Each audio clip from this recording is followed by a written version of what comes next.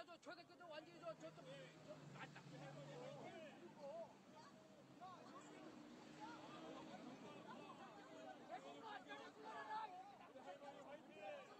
촬영 좀 해주세요.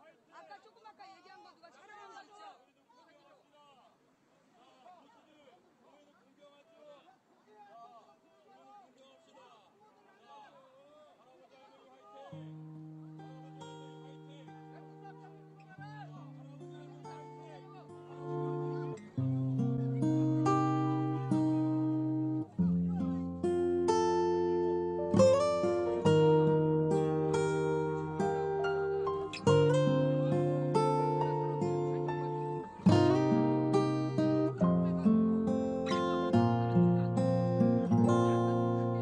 비 내리는 날엔 우산이 돼주고 어둠이 오면 빛이 돼줄게.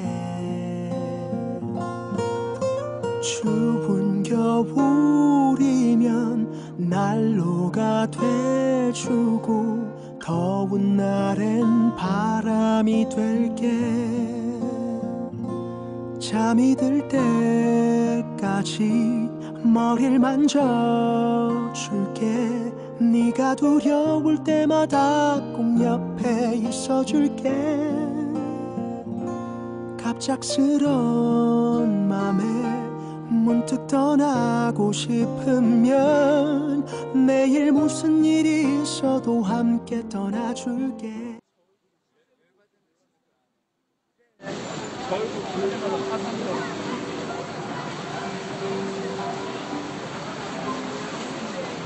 이렇게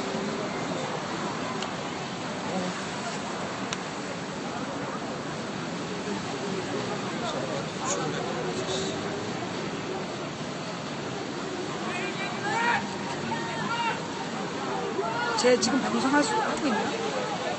계속 보도를 해야 돼. 아니, 쟤 지금 방송 그 아이디 자격 정지 안 된다고. 이거 지금 자격 정지 사건이야. 방송하고 있는데. 예. 그 천막에 얘네들 기지가 있거든요. 지금 건너오다 보니까 거기서 기자들하고 인터뷰하고 건너왔어요. 방송사에서.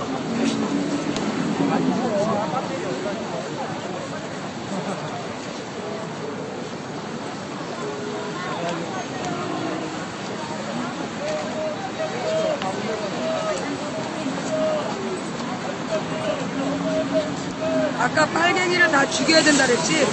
봐봐요. 광화문에 누가 있다 오래. 봤어요. 막 지금 땅속으로 지나가고 있어. 저쪽 천막에 있는 애들이. 그다음에 여기다 망치비 방송이라고 좀 크게 써가지고 사람들 관심 갖게 하고 그래요. 목소리가 안 들려요. 귀 나쁜 사람들은 무슨 말인지 못 알아듣는다고. 제가 목소리가 하나 너무 했지. 크면 아니면 뭐 하나 목소리가 갖다 놓고 너무 크면 어? 방송 중지시킨다고. 아니 그러니까 뭐 하나 써놔야죠. 써놓고 여기 관심 갖게 내 하고. 얼굴이 가판이 여기 가판이에요. 아까 저렇게 딱 생겨도 아니 지금 계속 여기 와서 저렇게 난동을 피웠어요? 여기 와서 계속 그렇게 난동을 피웠어요? 몰라요. 나도 오늘 처음 먹어요. 냅둬 나 저기 듣보잡인데 예. 그 나한테 그 저기 계속 관심 받고 싶어서 저래요. 담배도 못 들어가겠네. 동원하러 딱 잠깐 담배 하러 딱. 자 재민아 소리 키워. 박 PD 소리 키워. 소리 키워. 승대절 걔를 아 죄송해요. 장군님 죄송합니다. 제가 한입 따라가고 장군님 악수 한번 해요. 네 감사합니다.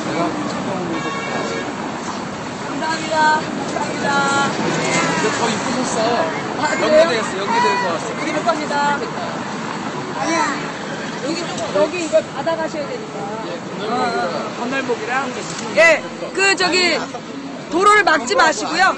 예, 저기 길을 막지 마시고 이렇게. 예, 이렇게 그 저기 서명에 방해하지 않게. 아, 박 PD 소리 켰어요? 예.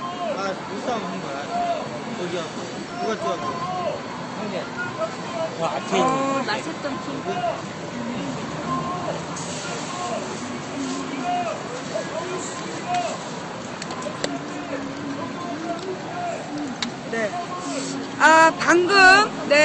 방금 전에 있었던 상황을 설명드릴게요. 저는 모르는 사람인데요. 망치 부인한테 계속 토론을 신청한다고 계속 사람들이 시켜가지고 몇 번 나한테 찝적댔는데 내가 계속 안 받아줬어요. 그러니까 이제 뭐 이렇게 듣보잡 BJ들한테 내가 다 상대를 해줄 수는 없잖아. 그랬더니만 이제 지금 망치 부인 방송하는데 와가지고 방송을 방해했어요. 현장에. 그럼 이거 아프리카 운영 원칙 위배로 보이는데, 예, 이게 아프리카의 운영 원칙에 위배되는 걸로 알아요.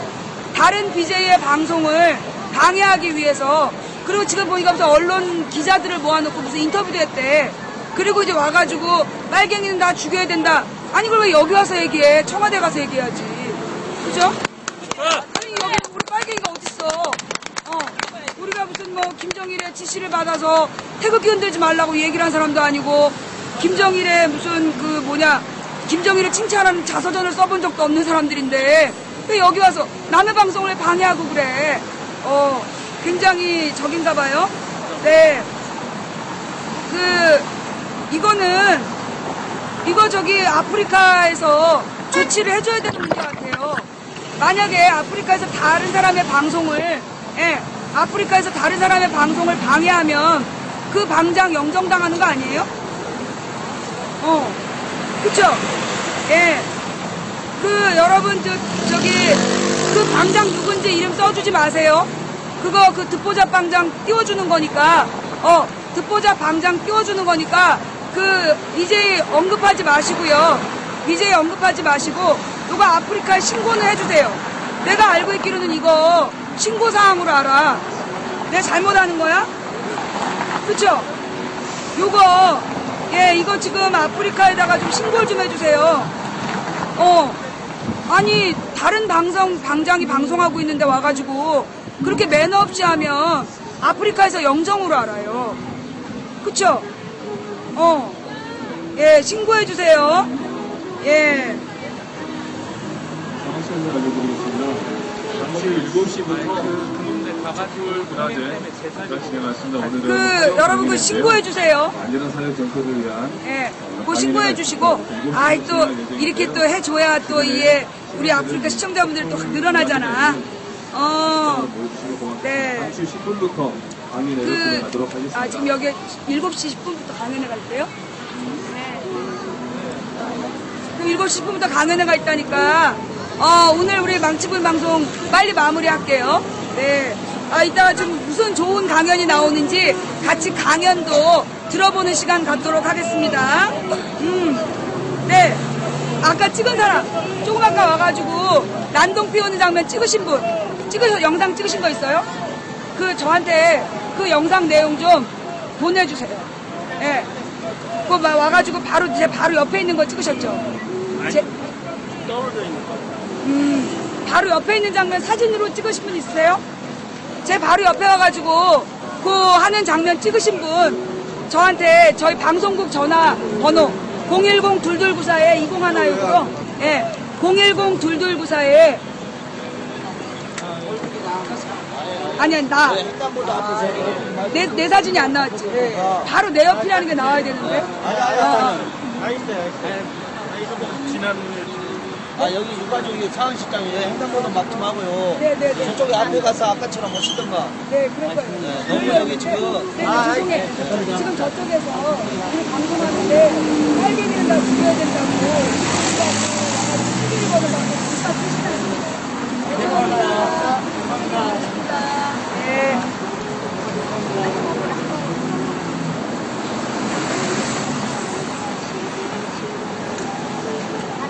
내가 한번 팔았다.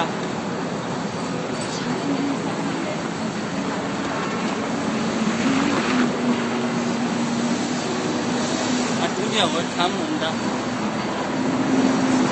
자, 지금 정리됐어? 경찰이 와서 자리 잡고 있잖아. 편하게 먹어볼까요? 아니, 혹시라도. 네. 고마워요. 자, 우리 유가족 행사 방해하지 말고, 또, 있던 대로 돌아갑시다.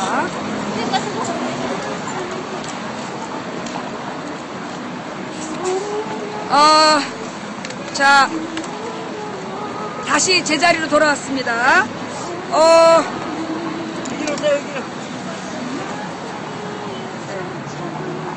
저기 우리 유가족 상황실장님이 횡단보도 막지 말아달라고. 예, 그래서 지금 이제 다시 이쪽으로 돌아왔습니다. 지금 신고들은 다 되셨나요?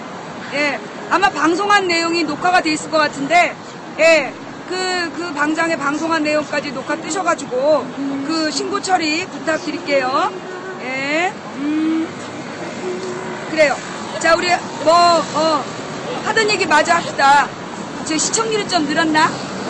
이렇게 와서 난동 좀 피워주고 그러면 저 시청자가 급증하고 이런 게 있지 않나? 그래요. 우리 아프리카 방송에, 그러니까 이제 내가 여기서 9년, 8년 9개월을 방송을 하다 보니까 그동안 저런 사람이 한둘이 아니었어.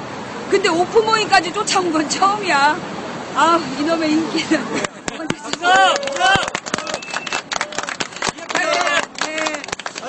이게 지금 망치 부인의 인기가 날로 이렇게 높아지니까 애들이 막 약이 올랐나봐. 그래요. 네, 그래요. 이제까지 그 역사적으로 망치 부인에게 들이댔던 애들이 많았어. 괜히 막 나를 언급해가지고 그러니까 얘네들이 나를 언급하는 이유는 하나야. 우리 방 시청자들이 열받아서 확 몰려가가지고 시청률 올리는 거. 자기 생애 최고의 시청률 올리는 방법은 그거밖에 없잖아. 우리 방송 시청자들이 열받아서 가서 시청해주면 시청률 올라가잖아요. 그걸 노리고 그러는 거야. 그러니까 여러분들이 가서 그런 방송을 시청해주면 안 된다는 거야. 그거 시청해주면 걔네가 원하는 대로 해주는 거예요. 신고만 해. 네, 그래요. 그래서 이 얘네들이요 원하는 게 막 이렇게 그 시청자 수를 높이고 싶은데, 그러니까 항상 이제까지 아프리카에서 그랬어. 유명 BJ한테 들이대가지고 유명 BJ한테 들이대가지고 저왜 저러지? 가운데 삼촌 보는 거야. 가면. 이렇게 꼬리물 뒤에서 들어와가지고 그 이제 유명 BJ한테 들이대가지고 그 BJ 방의 시청자들을 끌어들이려는 이 시청률에 대한 욕심이지. 근데 이건 좀 너무했다. 너무 비매너야. 그 이제 아프리카에서 어떻게 처리하는지 한번 봅시다. 네. 아니 내가 왜 영정이지? 내가 뭐 잘못한 거 있어요? 네.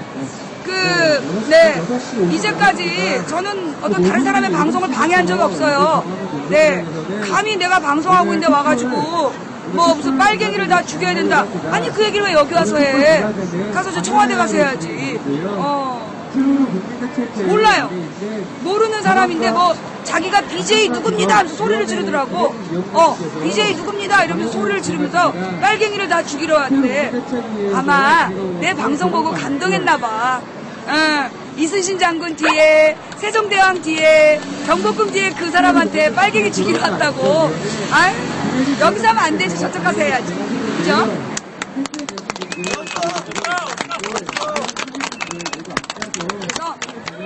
자, 여러분. 관종에게 관심 주는 건 뽕쟁이에게 뽕 주는 거다. 다시 한번 뭐요? 관종에게 관심 주는 건 뽕쟁이에게 뽕 주는 거다. 예, 그래서 우리가 이 관심 종자한테는 오랜 기억을 가지면 안 돼요. 예. 자, 빨갱아 선동하지 마라. 여기 빨갱이 없다. 청와대 가서 찾으세요. 네, 지금 사실 대한민국에 그 얘기를 아까 빼먹었구나. 저 내용이 아까 부족했었나봐요. 빨갱이 얘기 해줄게. 빨갱이 얘기. 내가 또 그 전공이잖아. 내가 역사를 공부했거든. 대한민국 역사상 대한민국의 대통령으로서 공산당 당원이었던 단 한 사람이 있어요. 누굴까요? 아깝게 마서. 예, 그렇게 얘기하면 못 알아듣죠. 박정희. 원래 내가 이 얘기는 안 하려고 그랬어. 내가 이 얘기까지 안 하려고 그랬는데 그 뭐 빨갱이 얘기 자꾸 하니까 해야지. 국가 공식 빨갱이. 그죠? 이승만은 김구 선생님을 빨갱이라고 불렀지만 김구 선생님은 조선노동당 당원에 가입한 적이 없어요. 그러나 그 대한민국의 대통령 중에 전두환도 빨갱이인 적 없어요. 공산당 가입한 적 없고, 그 다음에 노태우도, 김영삼도, 김대중도, 노무현도, 이명박도, 박근혜는 잘 모르겠고 공산당 당원으로 가입한 적이 없어요.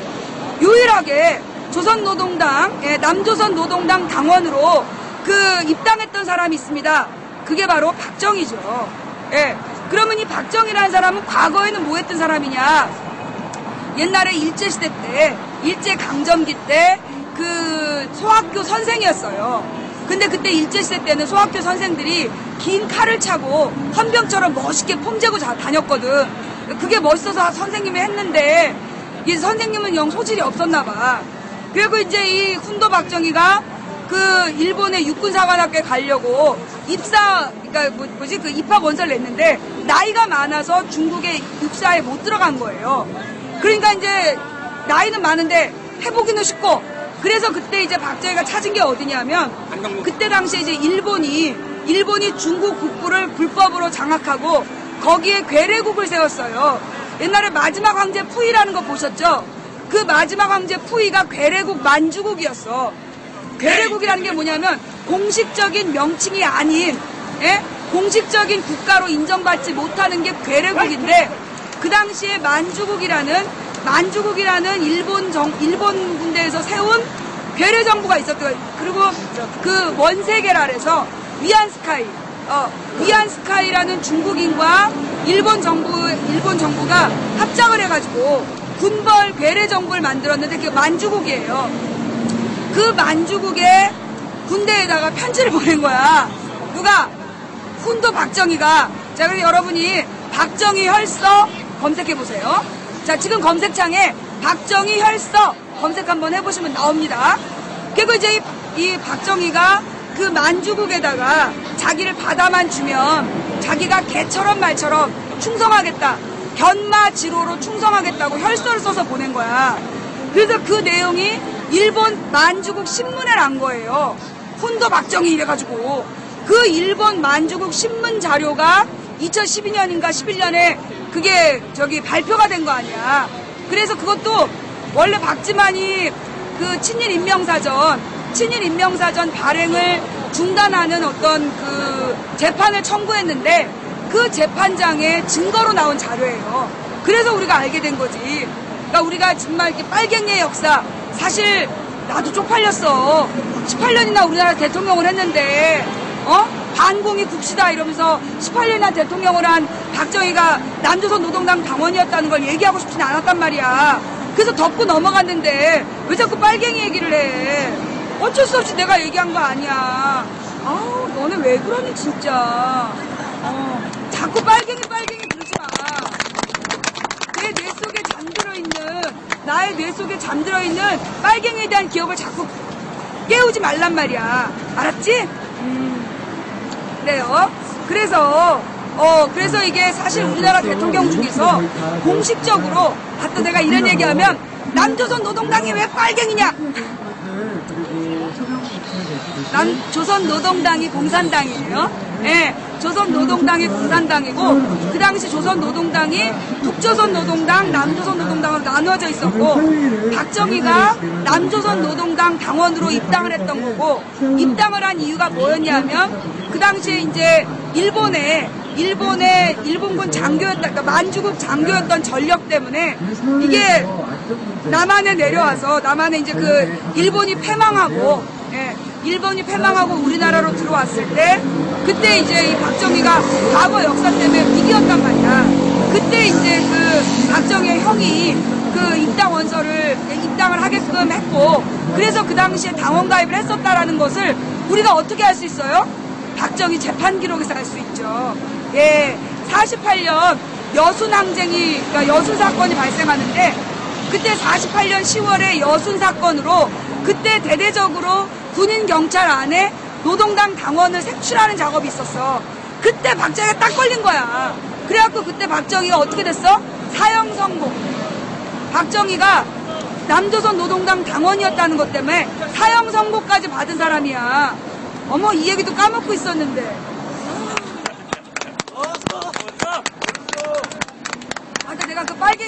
먹고 있었는데 다 기억났잖아. 왜 그랬니? 웬만하면 잊고 싶었던 이야기를 자꾸 떠올리게. 또 누구? 채팅창에 누가 빨갱이 얘기 또 썼어? 채팅창에 누구든지 빨갱이 얘기 쓰면 내가 또 해줄게. 알겠지? 자, 그래서요, 이 세월호 특별법, 아니, 세월호 진상규명 하라는데 왜 빨갱이 얘기가 나와? 난 좀 궁금한 게, 세월호 특별법, 세월호 문제에 대해서 성역 없는 수사권, 기소권을 달라는 게, 그게 왜 빨갱이 얘기야? 북한에서 그랬어? 아니, 누가, 뭐 때문에 빨갱이라고 그러는 거야? 이해가 안 돼. 이게 지금 박근혜 7시간에 대해서 밝혀라. 이명박의 설령 제안에 대해서 밝혀라. 뭐 이러니까 이렇게 빨갱이로 보이는 거야? 정권을 비판하면 빨갱이라고 욕하던 시절. 그건 옛날입니다. 예, 그게 저기 독재 시대 때랑 통하는 얘기지. 지금도 그런 얘기하면 안 되죠. 네. 그래서 빨갱이. 이 빨갱이라는 말이 언제 나왔냐면 이승만 때 나왔어. 이승만 때 자기를 비판하는 사람들을 빨갱이다. 이렇게 이제 얘기를 해서 총 쏴 죽였거든. 서북청년단. 그 서북청년단 시켜서 총 쏴 죽였던 거야. 그러다가 이 박정희 때는 간첩이다. 이래가지고 법정에 세워서 사형을 시켰고, 전두환 때는 삼청교육대에 잡아가가지고 때려 죽이고 그랬었던 역사였죠. 예. 자, 감사합니다. 지금 강연을 하는 것 같은데, 다 같이 우리 시청자 여러분 가능하시면 저 강연을 몇 시간 정도 하시나요? 세월호 참사 국민대책회의 전화자격위원회 1시간 반 정도 강연을 한다는데, 여기서 지금 방송을 하기에는 제가 목이 너무 아프니까 저 강연장에 가서 실시간으로 강연을 한번 같이 듣는 거 어떠세요? 저는 그랬으면 괜찮을 것 같은데. 그죠? 예. 자, 그러면 우리 다 같이 저쪽으로 이동해서, 저쪽으로 이동해서 우리 그 강연을 한번 같이 듣도록 하겠습니다.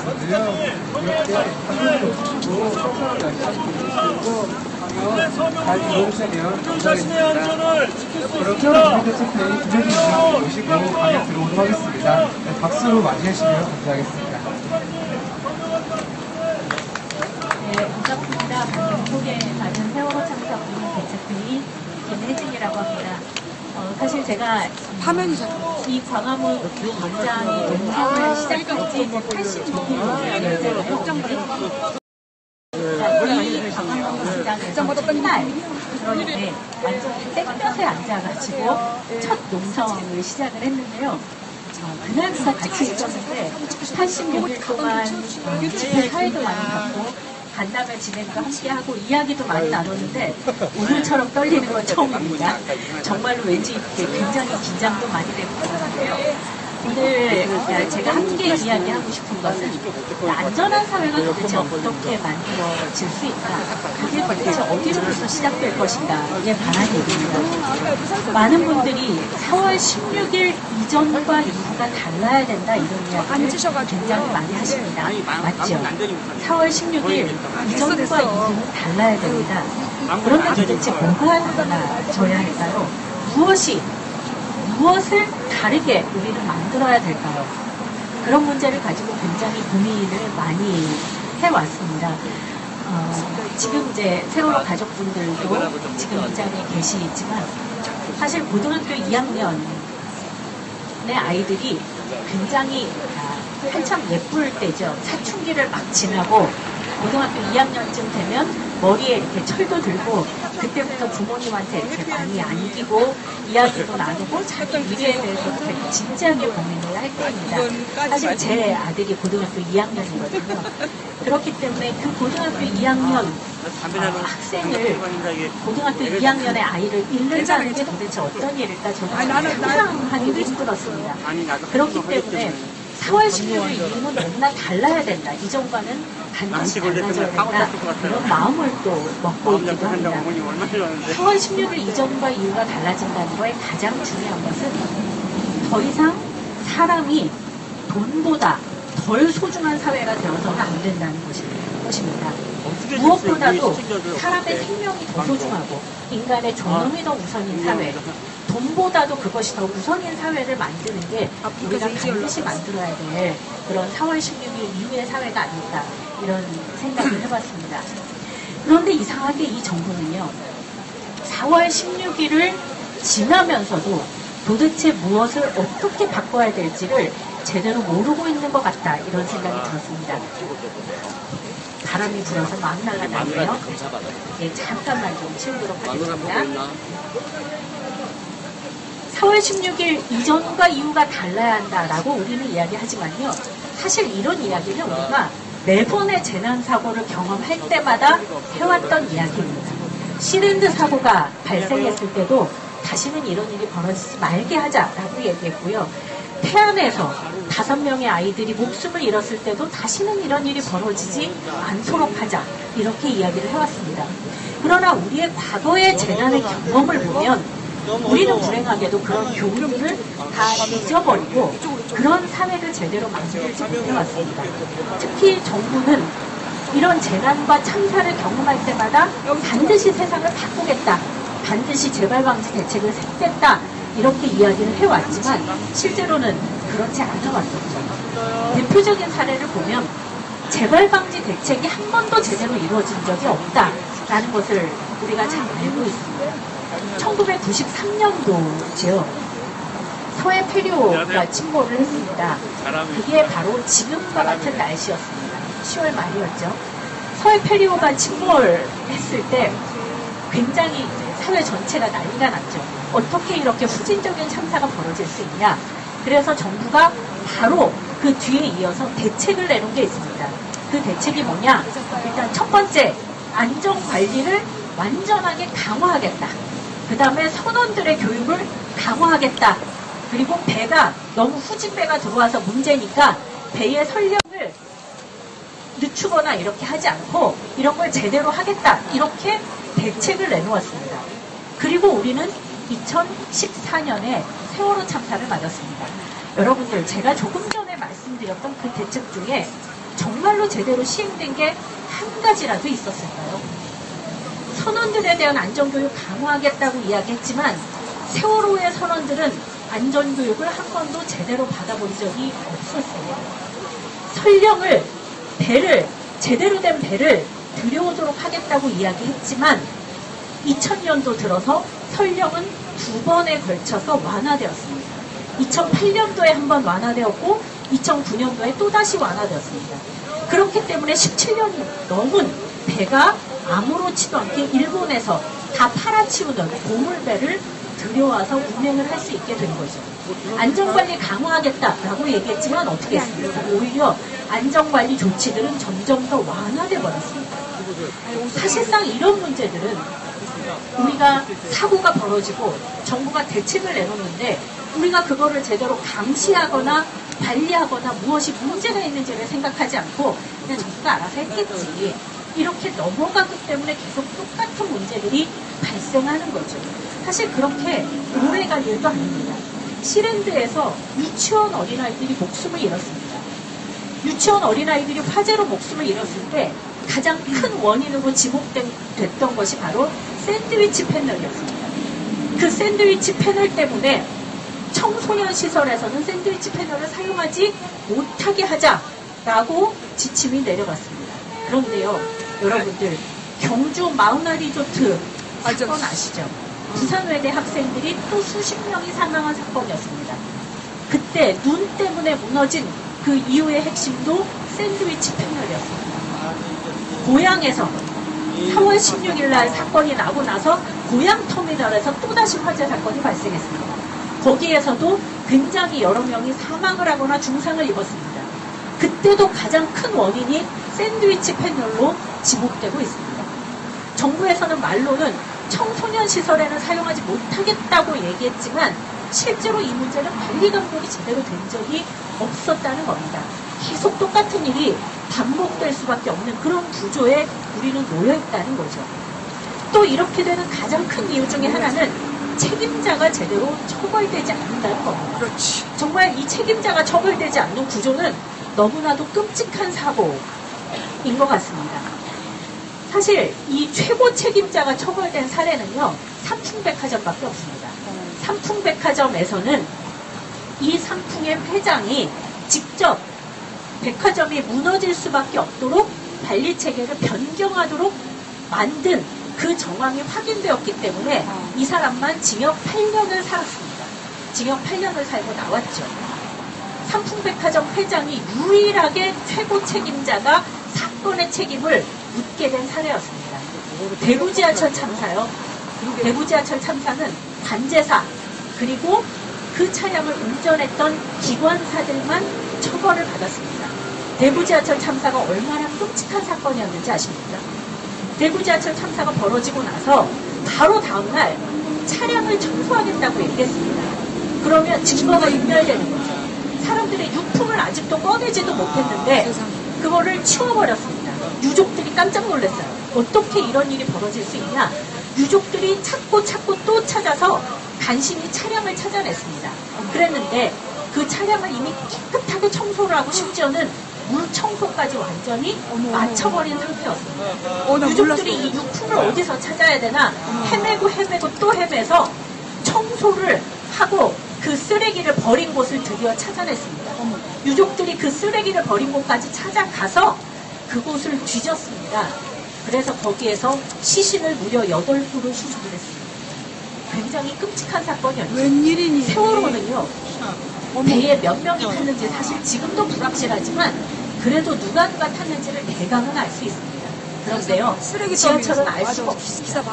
빨리 유품을 정리해버리고 처분을 해버리면요. 누가 피해를 당했는지 누가 실종자인지 누가 희생자인지를 알 수 없게 돼버립니다. 그렇지. 몇 명인지 확인이 안 되고 대구 지하철공사와 대구시가 그런 식으로 정리를 해버린 겁니다.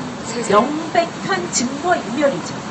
그런데 이런 증거인멸을 저질렀던 대구시 시장 그리고 대구 지하철공사 사장 심지어는 구속도 되지 않았고 기소조차 되지 않았습니다. 태안의 참사는 어떻습니까? 태안 참사는요. 무수히 많은 안전관리조차 제대로 하지 않는 관광업체들이 하도급의 제하도급으로 해병대 캠프를 운영을 했습니다. 도저히 허가가 날 수 없는 곳에 허가를 내고 운영을 했습니다. 마지막에 학생들을 끌고 들어간 교관들만 처벌이 됐습니다. 심지어 무허가로 잘못 허가를 내준 이 사람들은 처벌조차 되지 않았습니다. 그만큼 제대로 처벌되지 않는 현실, 이런 것이 계속 문제를 발생시키고 있는 거죠. 아마 어제 얘기를 들으셨을 것입니다. 경찰이 중간 수사 결과를 발표했습니다. 중간 수사 결과를 딱 발표를 했는데요. 우리가 가장 마음 아파하는 게 뭡니까? 제대로 구조하지 않았다는 겁니다. 충분히 구조할 수 있었지만 아이들을 구조하지 않았다는 거죠. 다른 승객들을 구조하지 않았다는 겁니다. 그런데요. 이 구조의 책임을 누구한테 물었습니까? 이 검사는요. 딱 한 명에게 물었습니다. 최고 책임자가 누구냐? 123 함정 정장에게 물었습니다. 지금 구조를 제대로 하지 않은 책임에서 유일하게 해경과 정부에서 책임을 진 사람은 123 정장 딱 한 명밖에 없습니다. 그리고 그 밑에 사람들, 뭐 이를테면 VTS 보다가 졸았다든가 이런 사람들만 줄줄이 다 구속 기소됐고 가장 윗자리에 있는 사람이 123 함정 정장입니다. 말이 되냐고 이 사람이 구조에 대한 책임을 온전하게 지고 있을까요? 도대체 통영함을 왜 누가 배치하지 못하게 했는지, 해군이 갔는데 왜 그거를 다시 돌려보냈는지, 왜 잠수사들을 통제했는지 그 누구도 그 아무것도 이야기하지 않고 오로지 123 정장 하나를 그것도 구속도 아니고 불구속 기소를 한 상태입니다. 그렇게 해놓고 지금 중간 수사 결과를 딱 발표를 해놓고 이제 다 해결됐다. 조선일보 보셨죠? 이제 책임자들 다 드러났고 다 처벌됐는데 무슨 얘기하는 거냐? 있다는 이야기를 하고 있습니다.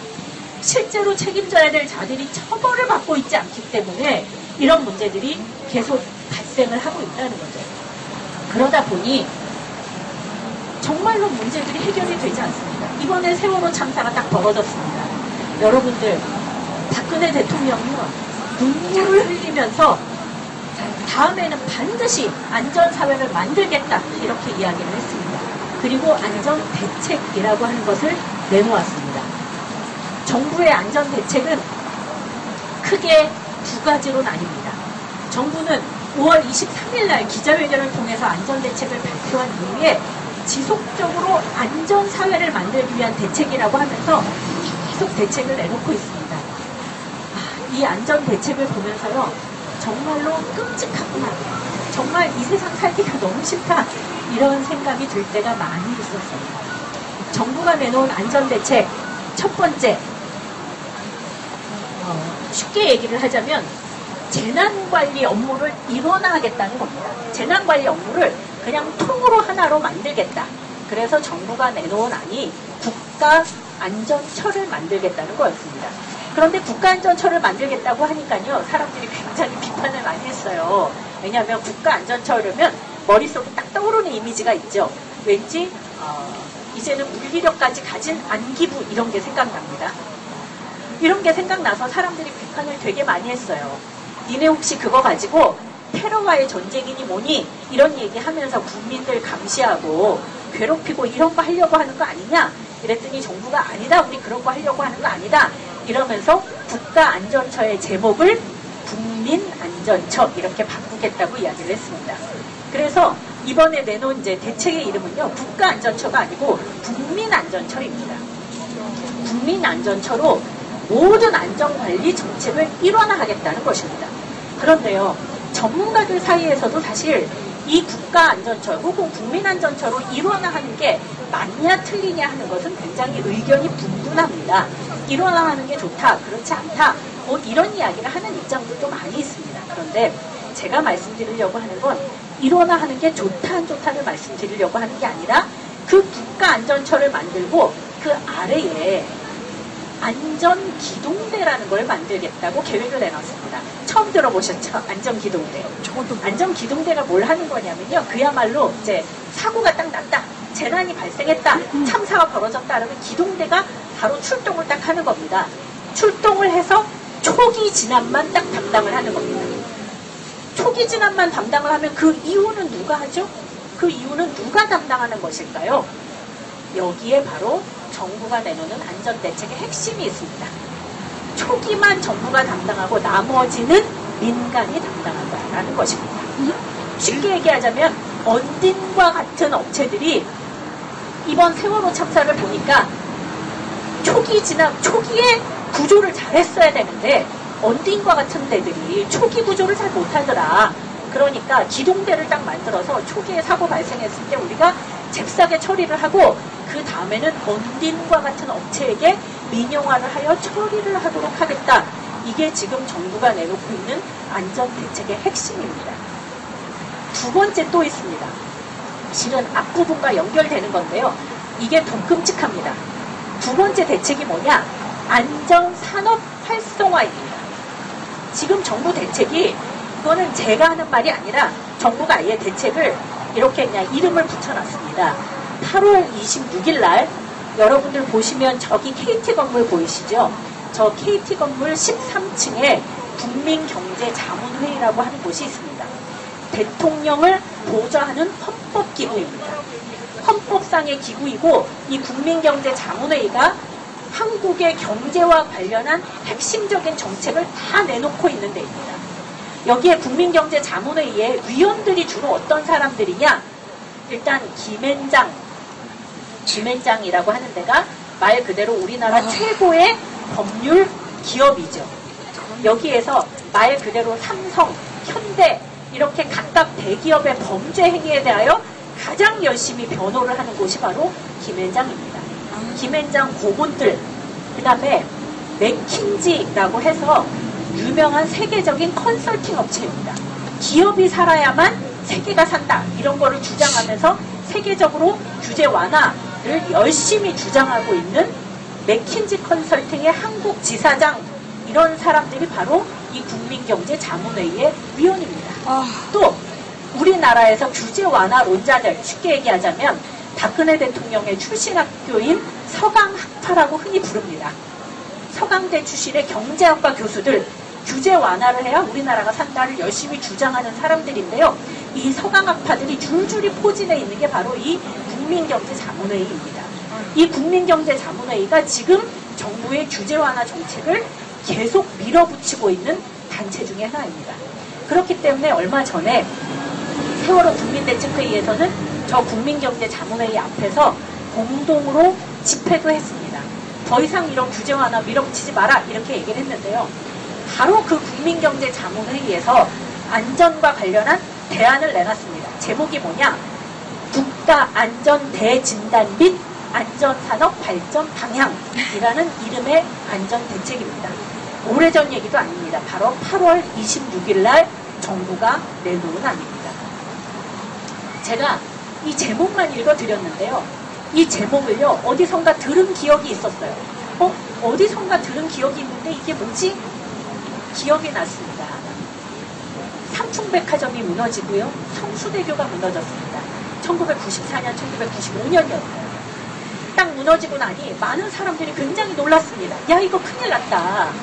나라가 이렇게 엉망으로 건축물을 만드는 거 이거 정말 심각한 거 아니냐? 그래서 안전관리 대책을 제대로 세워야 된다. 난리가 났습니다. 그러니까 정부에서 알았다. 안전대책을 세우겠다라고 해서 안전대책을 세웠는데 그 안전대책의 제목이 뭐였냐? 건축물 안전관리 및 건설산업 경쟁력 강화 방안이었습니다. 내용이 아니 안전이면 안전이지 건설산업 경쟁력 강화 방안은 뭐냐? 많은 사람들이 의문을 가졌어요. 그러나 정부가 안전대책이라고 계속 주장을 하니까 다 그런 줄 알았죠. 진짜 안전대책인가 보다 이렇게 생각을 한 거예요. 그랬는데 세월이 한 해가 가고 두 해가 가니까 바로 건설산업 안전 및 경쟁력 강화 방안의 실체가 드러나기 시작합니다. 앞에 안전은 싹 사라지고요. 경쟁력 강화를 위한 방안들만이 등장하기 시작합니다. 경쟁력을 강화하려면 안전관리자가 가가지고 시시콜콜 따지고 이렇게 하면 안 되고 저렇게 하면 안 되고 하면 오히려 건설산업의 경쟁력이 강화되지 않는다. 그러면 어떻게 해야 되냐? 안전관리를 외주화합시다. 그러니까 안전관리 감독을 하는 사람을 용역업체로 쓰는 거예요. 그러면 그 용역업체 사람이 가가지고 당신들 안전관리 제대로 못하면 안 됩니다. 이렇게 하면 안 됩니다. 이렇게 얘기하면 뭐라 그러겠어요? 너 나가. 너랑 계약 안 해. 이렇게 되겠죠. 사람들이 끽소리 못하게 되는 거예요. 실제로 건설산업 경쟁력 강화라는 이름 아래 오히려 규제가 완화되고 안전이 더 위험해지는 그런 사태들이 계속 벌어져 왔습니다. 지금 바로 그런 느낌을 받고 있다는 거예요. 아까 제가 말씀드렸던 것처럼 한국의 안전 문제를 대진단하겠다. 그리고 뭘 하냐? 바로 안전산업을 발전시키겠다. 이게 지금 정부가 내놓고 있는 안전대책입니다. 정말 끔찍하지 않습니까? 이 정부의 안전산업 발전 계획을 제가 조금 더 설명을 드릴게요. 안전산업을 발전시키기 위해서 뭘 하냐? 안전투자 펀드를 조성하자라고 얘기합니다. 안전투자의 펀드를 조성해서요. 기업들한테 몰아주기를 하자. 이게 첫 번째. 두 번째 또 있습니다. 안전관리를 바깥으로 외주화하자. 용역화하자.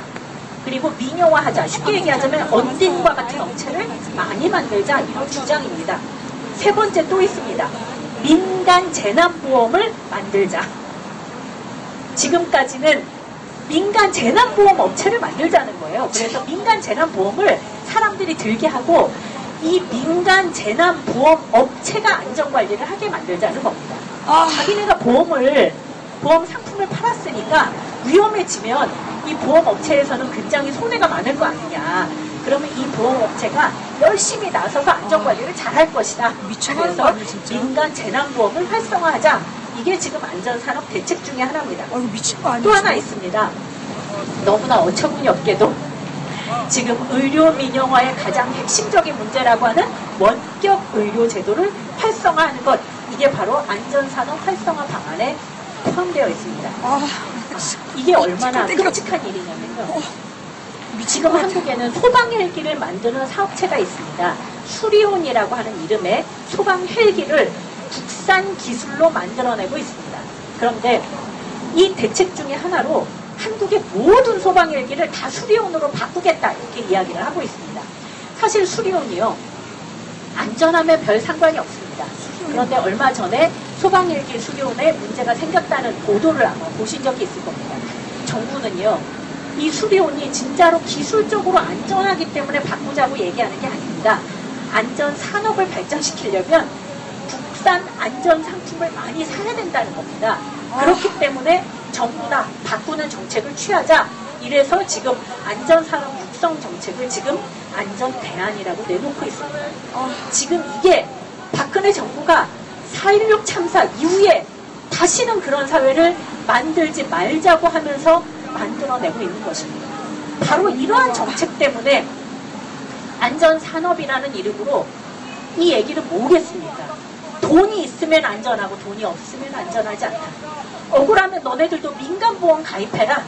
민간의 재난보험을 통해서 하겠다. 안전에 관한 공공적 사고라고는 아무것도 없는 그런 정부 정책인 것입니다. 심지어는 이런 재난사고를 경험하면서도 이 기회를 틈타서 기업들에게 돈 벌어주겠다 이런 얘기를 하는 것입니다. 여러분들 최근에요. LG 그 통신사의 주가가 엄청나게 오른 적이 있습니다. 그 이유가 뭐냐면요. 정부가 안전통신망을 개설하겠다. 이래서 쉽게 얘기하면 내가 위험해요. 위험할 때 저는 어디서 위험합니다. 이런 거를 딱 보내면 정부 라인으로 직통으로 딱 갈 수 있는 통신망을 구축하겠다. 그래서 그 사업자를 누구로 선정할 거냐 이런 걸 가지고 이렇게 사업자 선정과 관련한 논의를 한 적이 있습니다. LG가 가장 유력한 업체로 이야기되자마자 주가가 막 오르기 시작합니다. 정작 우리에게 필요한 것이 무엇인가? 정부가 공공성을 다 내팽개치고 오로지 초동부조만 그것도 기동대 만들어서 하겠다라고 이야기하면서 안전 문제는 네가 다 돈 내서 해결해라. 안전 업체한테 맡겨라. 이번에 언딘과 한국 성급의 사태를 보면서도 이들이 이런 얘기를 아무렇지도 않게 뻔뻔하게 할 수 있는 그런 상황에 우리는 살고 있다는 것입니다. 그러면서도 규제 완화를 계속하겠다고 이야기를 하고 있죠. 안전 규제도 당연하게 완화되고 있습니다. 최근에 택시 문제를 가지고 논란이 벌어지고 있습니다. 택시 업계에서 차량을 완화시켜달라고 이야기를 하고 있습니다. 설령을 20년에서 30년으로 늘려서 위험한 배들, 보건력이 없는 배들이 들어왔는데 이제는 택시의 차량도 완화시키겠다. 이런 이야기를 하고 있습니다. 건설업계의 안전 문제가 심각해지고 있는데 수직 증축 허용하겠다. 이런 이야기 아무렇지도 않게 하고 있습니다.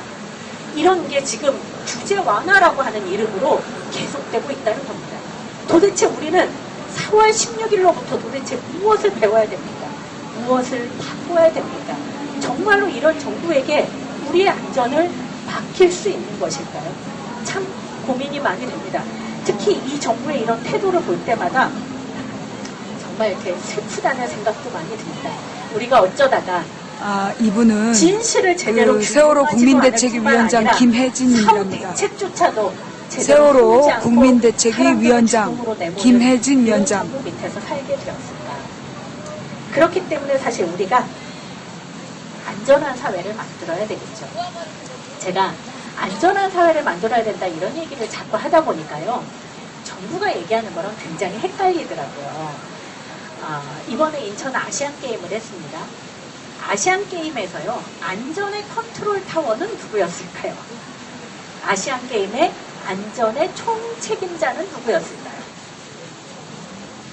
국가정보원이었습니다.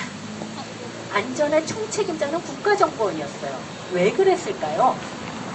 정부가 생각하는 안전과 우리가 생각하는 안전이 개념이 다르기 때문에 그렇습니다.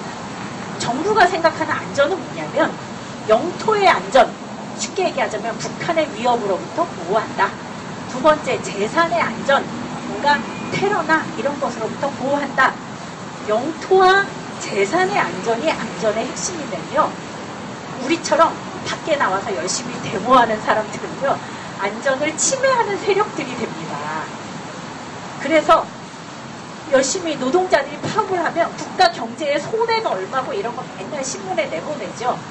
안전을 침해하는 세력이라고 그들은 단주하는 겁니다. 그런데 우리가 생각하는 안전, 우리가 지금 생각하고 있는 안전은 뭘까요? 인간의 존엄, 생명을 지키는 것, 그것을 우리는 안전이라고 생각을 합니다. 안전의 개념이 이렇게 다르니까요. 누가 안전의 주체고 누가 안전을 책임져야 되는가가 서로 달라지더라는 거예요. 정부는 영토와 재산의 안전을 지키려면 어떻게 해야 되냐? 사람들이 통제에 따라야 돼요. 가만히 있어야 됩니다. 조용히 해야 됩니다. 데모하면 안 됩니다. 그러니까 어떻게 하죠? CCTV 달고 경찰력을 강화하고 사람들이 열심히 자기 요구하면 조용히 하라고 얘기하고 무엇인가를 막 움직이려고 하면 가만히 있으라고 이야기합니다. 그들이 생각하는 안전이 바로 그것이기 때문에요. 그래서 시민들은 안전을 위해서 통제해야 될 대상이고 안전을 지키는 사람들은 자신들이자 전문가들이자 또는 이것으로 돈을 버는 기업들이 바로 안전을 지키는 주체가 됩니다. 그런데 제가 말씀드린 것처럼 만약에 사람의 생명, 존엄 이것이 진짜 안전이다라고 생각하면 어떻게 될까요?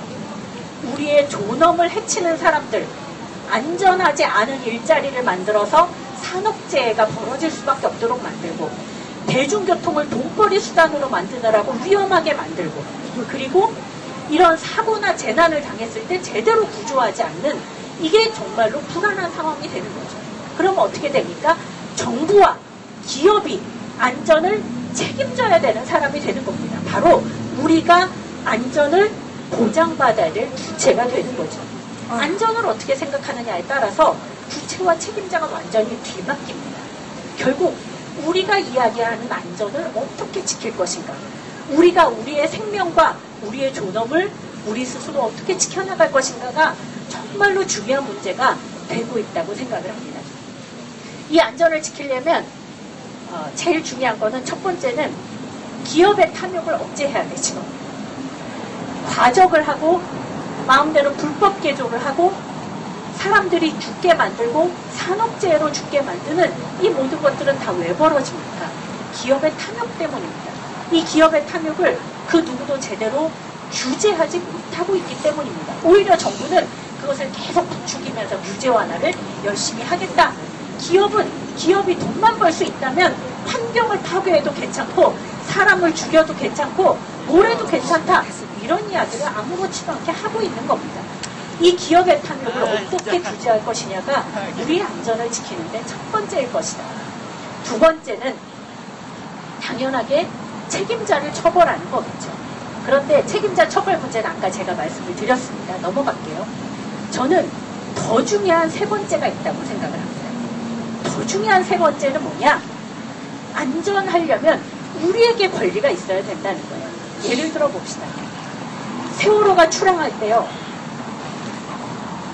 학생들이, 선생님들이, 그리고 그 배를 아이들이 탔을 때 부모님들이 이 배가 보건력에 문제가 있다는 것을 알았다면, 이 배가 과적을 했고 정말로 위험한 상태라는 것을 알았다면, 이 배에 어떤 문제가 발생할 수도 있었다는 것을 알았다면 정말로 사람들이 그냥 그렇게 아무렇지도 않게 그 배를 타고 웃으면서 떠나갈 수 있었을까요? 그렇지 않았을 겁니다.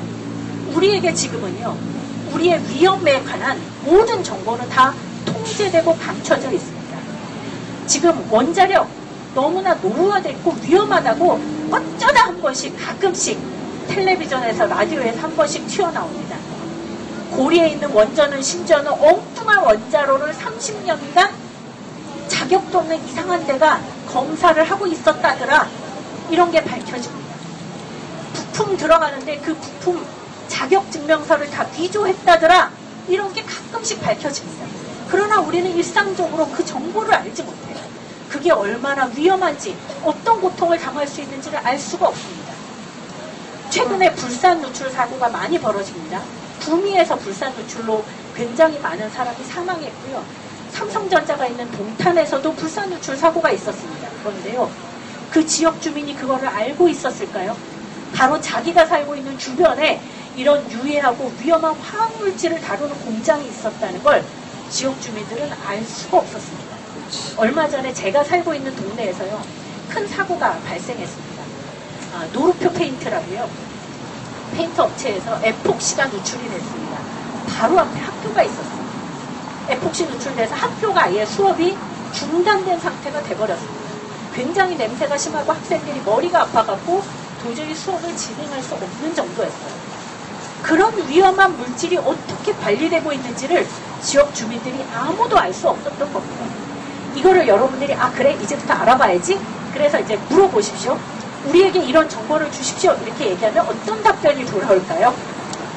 영업 비밀입니다. 알려줄 수 없습니다. 이런 답변이 돌아옵니다. 아유, 지랄. 우리는 우리 주변에 유해하고 위험한 물건 또는 물질 이런 거에 대해서 알 수 있는 권리가 없습니다. 우리가 그것을 알 수 있다면 무엇이 위험하고 무엇이 잘못되어 있는 것인지를 알 수 있다면 우리는 그것을 고치라고 이야기할 수 있고 고치도록 요구할 수 있고 안 되면 정 안 되면 사람들 손을 끌고 가서 앞에서 데모라도 할 수 있겠죠. 그렇기 때문에 안전하려면 알 수 있어야 된다. 알 권리라는 게 너무나 중요한 것이라는 겁니다.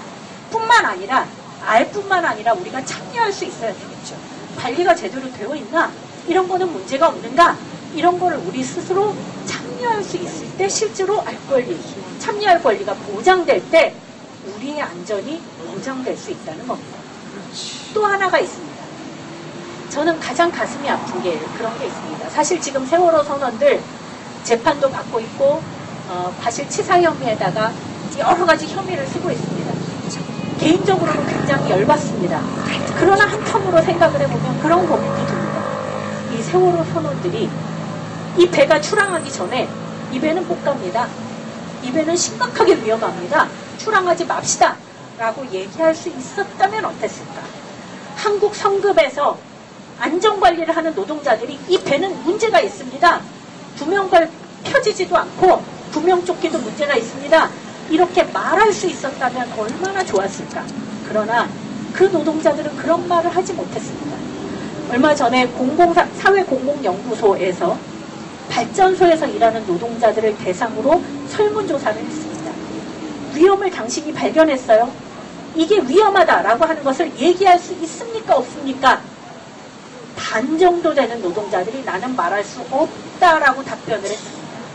나는 말할 수 없다. 이게 위험해도 얘기할 수 없다. 이유가 뭐냐? 첫 번째, 비정규직은 말하면 잘린다. 두 번째, 말해봤자 고쳐지지 않는다. 그런데도 자꾸 제기하면 나만 왕따 당한다. 이게 노동자들의 대부분의 인식이었다는 겁니다. 지금 수없이 많은 대중교통, 수없이 많은 에너지기관 이런 데서 일하는 노동자들이 정말 위험을 알고 있습니다. 그러나 그들은 말하지 못해요. 왜? 공익 제보자들에 대한 보호가 되지 않습니다. 맞아. 그 사람들 금방 잘려요. 맞아. 얘기해도 해결되지 않습니다. 왜? 시민들이 힘으로 뒷받침해주지 않기 때문에 그렇습니다. 또 그 사람들이 말을 하고 싶어도 작업을 중지할 권한이 없기 때문에 그렇습니다. 정확하게 표현하자면 현행법에는요, 노동자들이 위험하다고 느낄 때 작업을 중지할 권한이 법적으로는 보장되어 있습니다. 법적으로는 보장되어 있으나 현실로는 불가능하다는 겁니다. 왜?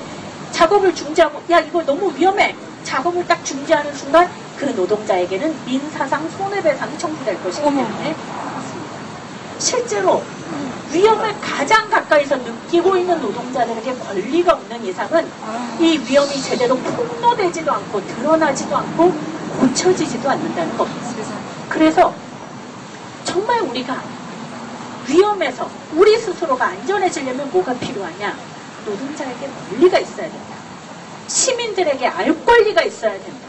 시민들이 직접 참여하고 관리하고 책임지도록 요구할 권리가 있어야 된다. 시민들을 끊임없이 통제하고 가만히 있으라고 얘기하는 게 아니라 오히려 우리 스스로가 그런 권리를 위해서 노력할 수 있어야 한다. 진짜로 안전한 사회가 이루어진다는 거죠. 오랫동안 이런 문제를 가지고 싸워오신 분들이 있습니다. 그분들이 이제 지금 여러 가지 성과를 가지고 노력을 하고 계시는데요. 지금 유해 화학물질 관리와 알권리법 제정을 위한 네트워크가 만들어져 있습니다. 불산 누출 사고, 그 다음에 동탄에서의 사고, 이런 무수히 많은 누출 사고를 겪으면서 지역 주민들이 만들어서 함께 해결하고자 하는 법입니다. 그리고 책임자를 제대로 처벌하자라는 의미에서 기업 과실치사법을 만들기 위해서 노력하시는 분들도 또 한 축으로 있습니다. 그리고 노동자들이 이런 문제에 대해서 제대로 발언할 수 있도록 만들기 위해서 작업중지권을 현실화하자라고 요구하고 노력하시는 분들도 있습니다. 또 한편으로는 시민들이 직접 관리하고 감독할 수 있도록 하기 위해서 대구 지하철 참사를 경험했던 대구 지역 지하철을 중심으로 해서는 10인 안전위원회와 같은 것을 만들어서 우리가 함께 이 문제를 해결하자라는 노력을 기울이고 계시는 분들도 있습니다. 또 한편으로는 공익제보자를 보호하자 이런 문제를 갖고 싸움을 하시는 분들도 있습니다. 우리가 보다 안전한 사회를 만들기 위해서 지금까지 이렇게 무수히 많은 노력을 해오시는 분들과 함께 통제가 아니라 권리를, 가만히 있으라가 아니라 참여를, 침묵이 아니라 알 권리를, 그런 것을 우리가 요구해 나가는 것이 대단히 중요할 것 같다, 이런 생각입니다. 박수. 마지막으로 제가 마지막으로 드리고 싶은 말씀입니다. 우리는 세월호 참사 이후에 특별법 만들자고 굉장히 얘기를 많이 했습니다. 근데 우리가 생각하는 특별법은 다 기소권, 수사권 이런 거에 딱 좁혀져 있어요. 그러나 이 특별법에는 기소권과 수사권만 있는 것이 아닙니다. 당연히 진실을 규명하는 것도 대단히 중요하지만 이 특별법 안에는 안전사회소위원회를 구성하자라고 하는 내용이 포함되어 있습니다. 제가 이 특별법의 내용을 잠시 읽어드리도록 하겠습니다. 이 특별법, 가족들이 제출한 특별법 제3조입니다. 3조 2항입니다. 4.16 참사의 직간접적 원인을 제공한 법령, 제도, 관행 등에 대한 개혁 및 대책 수립에 필요하다고 인정되는 사항에 대한 조사 및 연구활동을 한다. 3항 동일 유사한 재난 예방 및 대책 수립을 위하여 필요하다고 인정하는 사안에 대한 조사 연구 정책 대안을 마련한다. 4항 인간의 존엄성을 유지하며 안전하게 살 수 있는 사회를 위하여 필요하다고 인정되는 사항에 대한 조사 및 대책을 수립한다. 이게 세월호 특별법의 목적으로 나와 있는 조항입니다. 그리고 이 특별위원회의 제1소위원회가 바로 진상규명소위원회입니다. 우리가 기소권과 수사권을 줘야 한다고 주장하는 곳, 이곳이 바로 제1소위원회입니다. 이 소위원회가 뭐냐? 바로 안전사회소위원회입니다. 3소위원회가 기업과 치유소위원회입니다. 이 제2소위원회인 안전사회소위원회에 대해서 간단하게 말씀을 드리도록 하겠습니다. 읽어보겠습니다. 제5조입니다. 안전사회소위원회는 1. 과거 주요 재난 사고에 대한 원인 규명과 향후 대책 권고 등과 관련하여 사후 대책이 제대로 수립되고 이행되었는지 여부에 대하여 판단하고 권고한다 라고 되어 있습니다. 지금까지 무수히 많은 사고가 있었지만 한 번도 그 대책이 제대로 지켜진 적이 없습니다. 그것에 대하여 검토하겠다는 것입니다. 두 번째, 안전사회를 위한 시민들의 정책 참여 및 참여 구조에 대한 대안을 마련하자라는 것입니다. 앞서 말씀드렸듯이 안전하려면 참여해야 됩니다. 시민들이 어떻게 참여해야 되는지에 대한 대안을 마련하는 것을 안전사회소위원회의 역할로 하고 있습니다. 세 번째, 다중위험시설 및 관련 직업 종사자의 위험 요인 등 안전에 대한 제보, 아시겠죠? 자유롭게 제보할 수 있도록, 그리고 제안을 접수하는 것, 법령 등 제도 개선과 정책 수립에 필요한 내용들을 다룬다. 그러니까 이 노동자들이 이게 정말 위험해요, 이거는 반드시 해결해야 됩니다를 이야기할 수 있어야 되고, 그렇게 이야기한 내용을 제도적으로 바꿔나가자는 것입니다. 네 번째, 정부와 지방자치단체의 시민안전 관련 부서와 재난방지 대응 시스템, 안전정책 수립 및 실행 제도 개선 등에 대한 대안을 마련하는 것, 이게 바로 안전사회소위원회의 역할입니다. 지금 가족분들이 계속 호소를 하시잖아요. 특별법이 만들어져야 된다. 특별법이 만들어져야 안전한 사회가 됩니다 라고 이야기하는 게 빈말이 아닌 것입니다. 진상규명을 통해서 제대로 밝혀지는 것도 안전사회를 위해 중요하지만, 과거의 재난으로부터 우리가 제대로 배우고 그 경험을 되새기고 제대로 참여하고 안전할 수 있는 구조를 만들어 나가는 것, 그것을 이 특별법을 통해서 반드시 해내자라고 하는 게 바로 가족들의 요청사항이었습니다. 참고로 말씀드리면 처음에 이 조항이 처음 만든 초안에는 없었습니다. 대한변협이 만든 초안에는요 없었고, 이걸 가지고 가족분들과 함께 간담회를 했습니다. 가족분들이 그 초안을 쫙 듣고 두 가지 문제를 제기했습니다. 첫 번째, 보상과 배상에 관한 문제를 빼달라. 우리는 그것 때문에 우리의 요구가 왜곡되는 걸 원하지 않는다. 빼달라. 이게 첫 번째 요구였고요. 두 번째, 우리는 진짜로 안전한 사회를 원한다. 어떻게 해야 그게 되는지를 논의해달라. 찾아달라. 그거를 이 법안에 담아달라. 라고 굉장히 강력하게 요구하셨습니다. 그래서 대한변협 그리고 국민대책회의 조명과 안전위원회 그리고 국민대책회의의 그 국민참여진상조사위원회 이런 단위들이 함께 모여서 논의하고 또 논의해서 만들어낸 조항입니다. 가족분들이 이거를 받아들이시면서도 사실은 아직 이걸로도 부족하다 이런 얘기를 많이 하셨지만 사실 하나의 법안에 다 담기는 어려웠습니다. 그래서 우리가 함께 이 정도만이라도 시작해보자라고 제안을 드렸고 그거에 대해서 동의하셨습니다. 그렇기 때문에 이 특별법은 안전사회를 만들 수 있는 법안이기도 한 것입니다. 수사권, 기소권을 우리가 찾는 건 먹지 않게 바로 안전사회 소위원회의 문제의식이 제대로 살아나도록 하는 것 이것이 바로 특별법에서 또다시 중요한 일이라고 생각합니다. 그런데요. 특별법이 관철되어야만 그때부터 진상규명이 시작되는 것은 아닙니다. 특별법이 진행되지 않더라도 바로 우리는 스스로 우리가 무엇이 궁금한지 이야기해야 되겠다. 무엇이 의문인지 말해야 되겠다. 이것에 대해서 우리는 진상규명을 요구하기 시작했습니다. 이것이 우리 스스로가 진상규명의 주체로 서는 것입니다.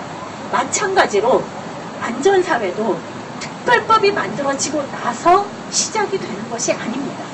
바로 우리가 할 수 있는 것, 지금부터라도 해야 되는 것, 이것을 우리가 시작할 때 그때부터 안전사회가 시작된다고 생각을 하고 있습니다.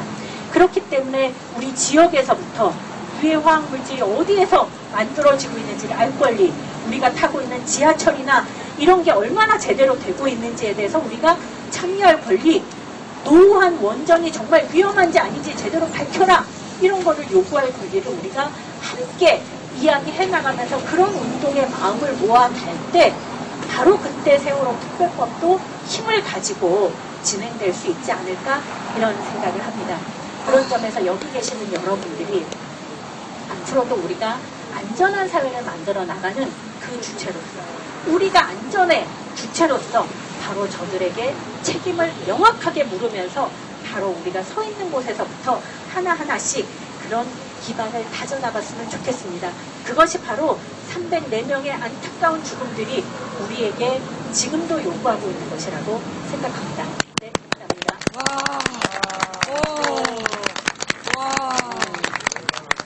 네, 정말 또박또박하게 이해 잘 되게 쉽게 강연을 해주신 것 같습니다. 다시 한번 박수 부탁드리겠습니다.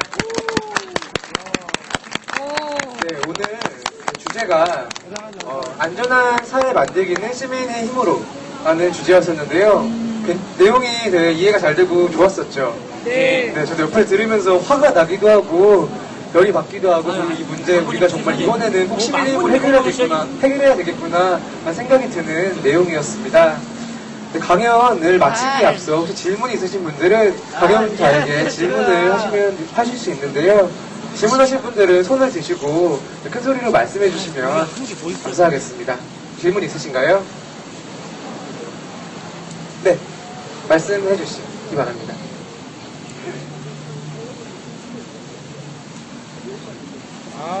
저희가 마이크가 무선 마이크가 없어서 네, 말씀을 그냥 해주시면 감사하겠습니다.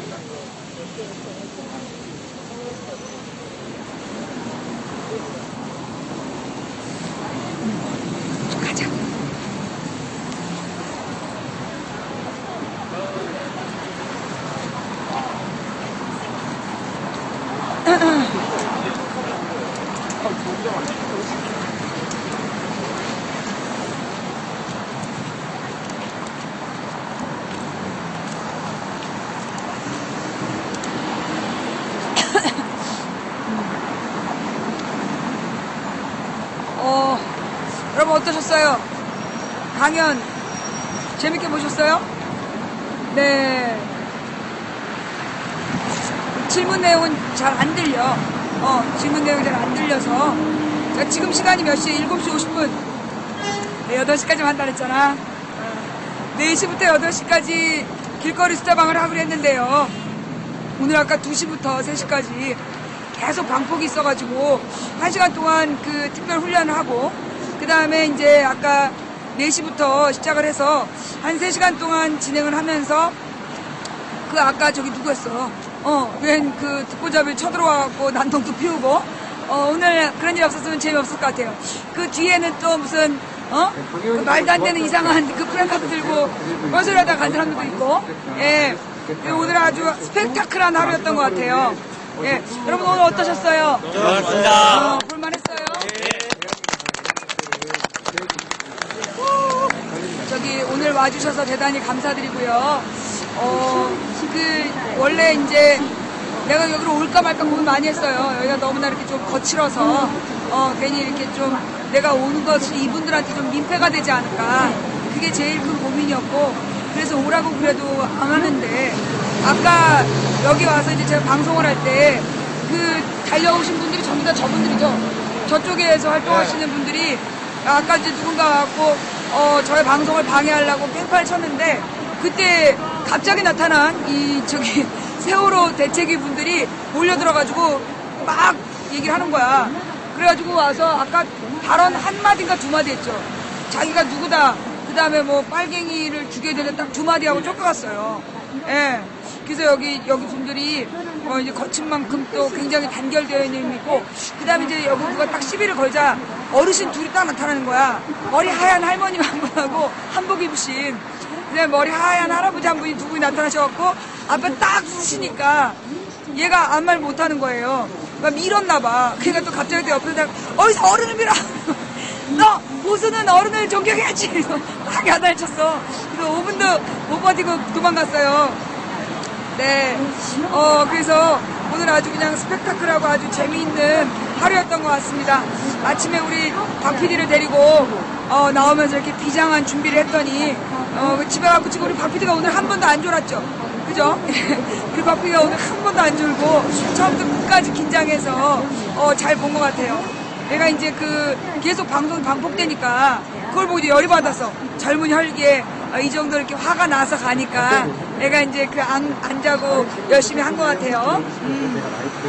그래서 여기 우리 시청자분들도 좀 많이 와 계시고요. 저는 사실 나의 목표는 고난을 당하는 거야. 고난을 당하고 어려움을 당해도 절대 포기하지 않는 컨셉? 그래서 막 어려움을 뚫고 나가는 캔디가 되고 싶은데 고난이 다가올 틈이 없어. 고난이 다가올 틈이 없는 거야. 아까도 누가 뭐랄까 삥 둘러싸가지고 5분 만에 쫓아내버리고 경찰이 와서 오늘 여기는 경찰이 오지도 않았어. 경찰이 뭐 저쪽 뭐지? 거기 어디야? 부평까지는 경찰이 왔었다는데 나는 구경도 못했잖아. 그래서 이제 망치부이 고난을 당하고 싶은데 캔디 코스프레를 하고 싶은데 안 돼. 고난을 당할 수 없어. 예, 그래서 우리 시청자분들 뿐만이 아니라 여기 세월호 가족분들이 막 도와주셔가지고 오늘 방송 정말 재밌게 잘한 것 같아요. 네, 다음번에 또 어디로 갈지, 예, 지금 신길인데 뭐 기다리라고? 내가 지금 아까 2시부터 여기 지금 6시간, 4시간, 6시간 예? 3번? 네. 갈 거예요. 내가. 그래. 맞아, 내가 알아. 3번에 옛날에. 3번이 1호선, 4호선 저기죠? 예. 크로스될 때죠? 예. 군포 밑에. 공정하고, 경기도 안산에서. 4호선 한 곳. 4호선 타면 4호선. 그러니까 내가 3번 갈 거고, 일산도 갈 거예요.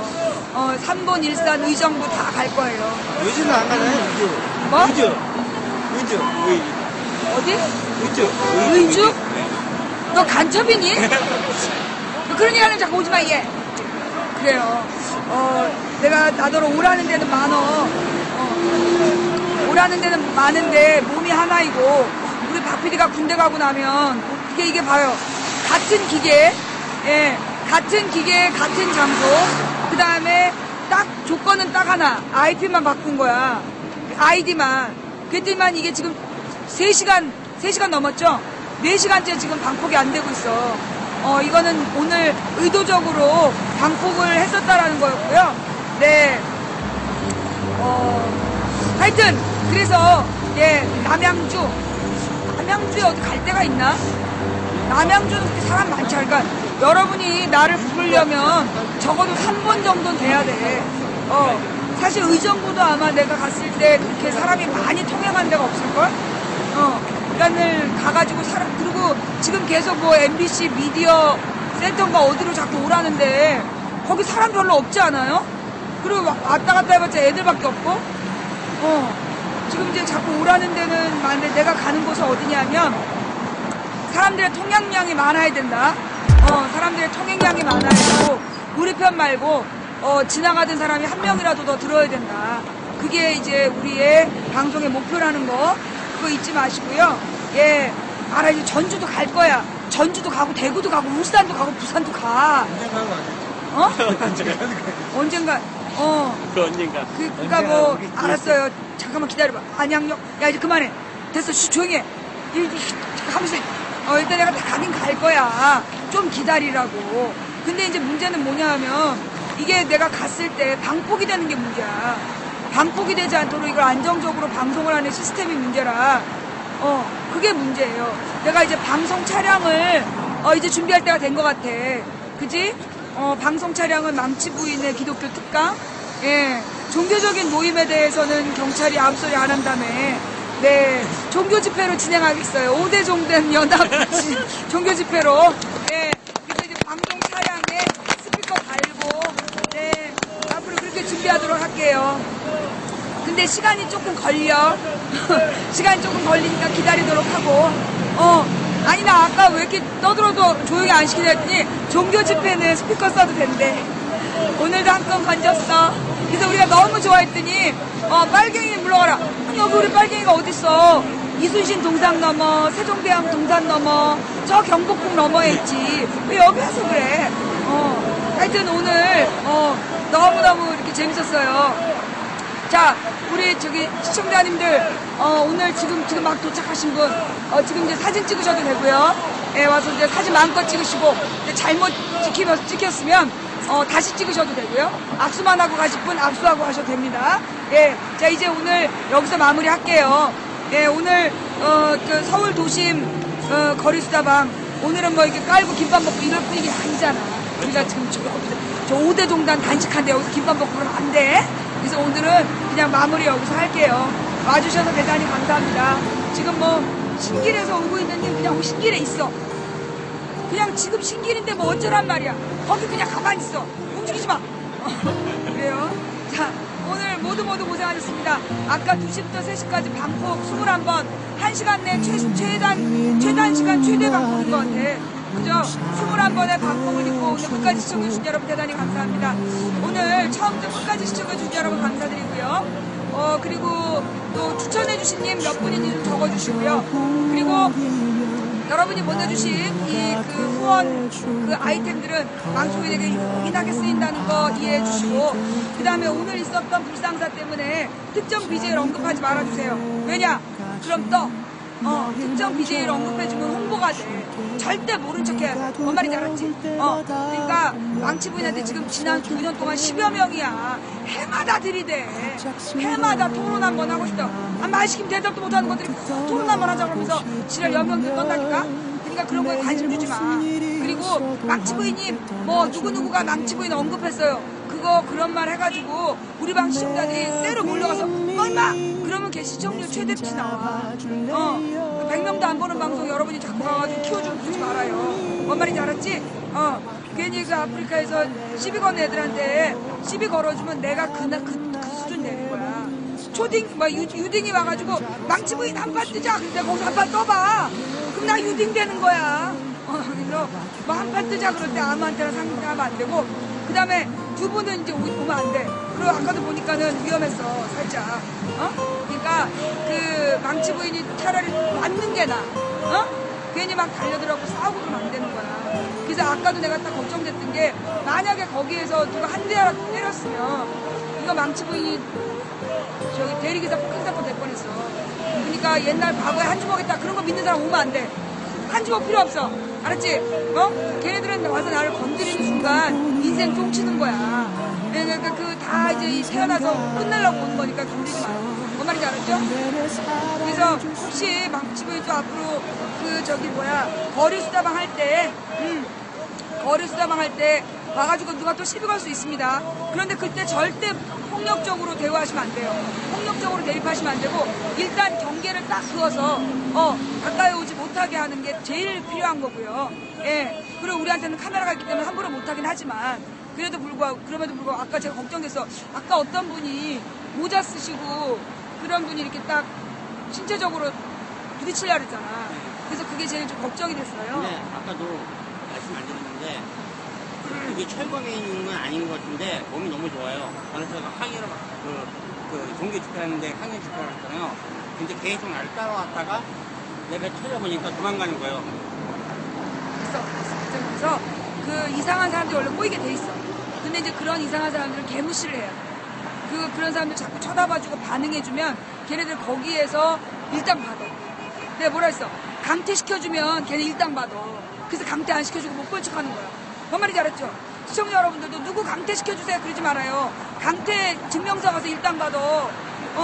그 시급 18원 받으려고 강퇴시켜달라고 그렇게 난동 피우는데 강퇴시켜주면 18원 받아. 그러니까 안 시키는 거야. 여러분들도 뭐 누구 강퇴시켜라 이런 얘기 하지 마시고 관종에게 관심 주는 건 뽕쟁이에게 뽕 주는 거다. 난동을 피우는 건 개무시로 상대한다. 근데 오늘 같은 경우는 아까 이게 폭력 사태를 유발했던 것 같아요. 폭력 사태를 유발하고 여기 이제 이분들 굉장히 마음을 상하게 해서 폭력 사태를 유발하려고 왔던 것 같은데 다행히 우리 아까 그 한복 입은 어르신하고 그 옆에 커플로 다니시는 어르신이 무난히 상황 종료를 해주셔서 다행히 별일 없이 끝났었던 것 같아요. 그리고 그뿐이야 어떤 아저씨가 왕부님한테 요하고 가는 거 보셨죠? 못 봤어요? 아까 있었어요. 있었어요. 말 아까 저기 얘기할 때 그 남조선 노동당 얘기할 때 네. 만주고 개소리 하지 말라고. 충격 먹어서 그러지. 얼마나 속상했겠어. 자기의 영웅이 공산당 당원이었다니. 응? 너무 어려운데. 못 알아들어서 그렇구나. 걔한테는 걔 언어로 써야 되는데 내가 사람 말로 얘기해서 못 알아들어. 예, 여기 우리 시청자분이 해석해 주셨어요. 이게 이제 걔한테는 걔의 언어를 써야 되는데 내가 이제 그 사람의 언어로 얘기해서 못 알아들어서 그래. 자, 그렇게 이해해 주시고요. 오늘 하여튼 너무나 감사했습니다. 처음부터 끝까지 시청해 주셔서 감사드리고 추천해 주셔서 감사드리고 현재 추천 몇 개예요? 예, 아직 추천 안 하신 님, 추천 안 하신 님들 빨리빨리 추천해 주시고 오늘 모두 고생하셨습니다. 네, 자, 근데 지금 방송이 왜 벙커 중이지? 방폭인가? 박 PD 방송 되나? 박 PD 지금 방송 잘 되고 있어요? 지금 시청하기는 지금 방폭인 것 같은데. 예? 아니, 이게 여기가 지금 인터넷이 안 돼, 잘. 이거요? 아니, 나 저기 타임지에 나와야 돼, 타임지에. 한국에서 가장 영향력 있는 인물로 나와야 돼. 나만 가면 인터넷이 끊겨. 자, 오늘 감사합니다. 오늘 강연 좋았죠? 네. 오늘 강연 진짜 안 들었으면 너무 아쉬웠을 것 같아요. 그렇죠? 정말 전문적이고 해박한 지식을 내가 여기 나오기 잘했지. 오늘 여기 와가지고 다 같이 보기 잘한 것 같아. 방송 돼요. 이때 또 꼭 켜보시는 분은 스피커 안 줄이잖아. 그러다 벽에를 맞는 수가 있어요. 스피커 켜있는지 모르고 방송 보다가 벽에를 맞으신 님, 예, 그런 일이 없어야지. 자, 고맙습니다. 4,700 여러분 지금 현재 추천 4,751개랍니다. 감사합니다. 수고들하셨습니다. 네. 이러다 또 5,000개 찍겠다. 오늘 방송 너무 감사합니다. 근데 내가 아까 강연 들으면서 전 양반이 아프리카 방송하면 안 되겠다. 라이벌이다. 저런 사람이 아프리카에서 방송해봐. 막 내용이 너무 전문적이라. 이쁘기까지 해요. 이쁘기까지 해? 멀리서 찍길 잘했어. 가까이서 지금 큰일 날 뻔했어. 아까 강연하신 분은요, 세월호 국민대책위원회 위원장 김혜진 위원장님이래요. 근데 매일 저분이 여기서 강의하시나요? 매일? 매일 강연하시는 분들은 바뀌고. 그럼 저분이 이번에 자주 하신 건가요? 오늘 처음 하신 건가요? 나 처음 봤는데. 오늘 저분 강연 처음 본 거예요? 오, 그러시구나. 오늘 우리가 운이 너무 좋은 거야. 아싸! 자, 오늘 너무너무나 감사했습니다. 예, 모든 게 받쳐주는 것 같아요. 이쁘고 말 잘하는 김혜진 위원장. 아까 누가 초청하라 그러더라? 절대 안 돼! 아프리카 방송하면 어떡하란 말이야?